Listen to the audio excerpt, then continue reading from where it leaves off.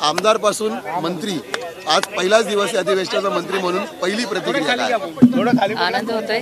आज मंत्री म्हणून विधान भवनामध्ये प्रवेश करत आहे आणि आज पहिला दिवस आहे। बघू काय काय आज फक्त मंत्र्यांचे परिचय वगैरे असं होणार आहे कामकाजामध्ये। चांगलं वाटतंय। अरे तू माझा लाडक्या बहिणींप्रमाणे आता एकंदरित काल देवेंद्र फडणवीस म्हटले की गेल्यावेळी एकच महिला मंत्री होती, यावेळी 300 पटीने वाढ झालेली आहे, यापुढे सुद्धा वाटतं आणखी संख्या वाढेल?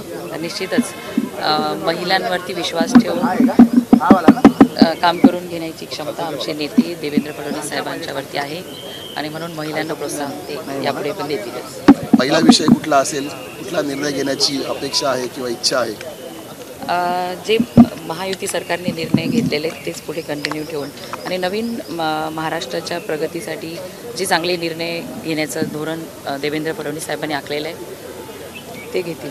परभणीचा विषय देखील तुमच्या मतदारसंघात झालेला तो देखील विषय आता विधानसभामध्ये गाजेल, कारण की विरोधी पक्ष त्याच्यावर प्रामुख्याने प्रश्न उचलताना पाहायला मिळतात। बघा, ती जी घटना घडली ती दुर्दैवी आहे, पण तो आरोपी तात्काळ अटक झाला होता।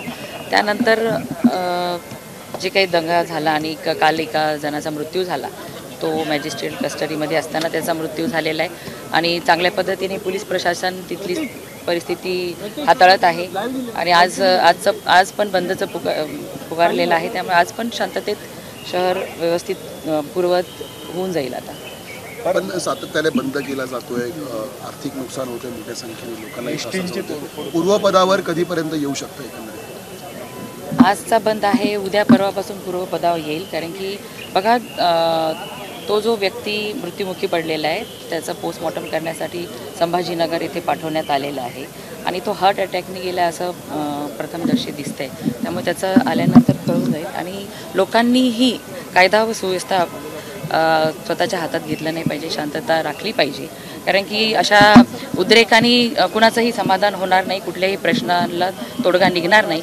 ज्या आरोपींनी संविधानाची विटंबना करण्याचा प्रकार केला तो कैदेत आहे, त्याला कायद्यानुसार शिक्षा होणारच आहे, त्यामुळे सर्वांना मी आवाहन करते, सर्वांनी शांतता राखायला पाहिजे। एबीपी माझा, उघडा डोळे बघा नीट।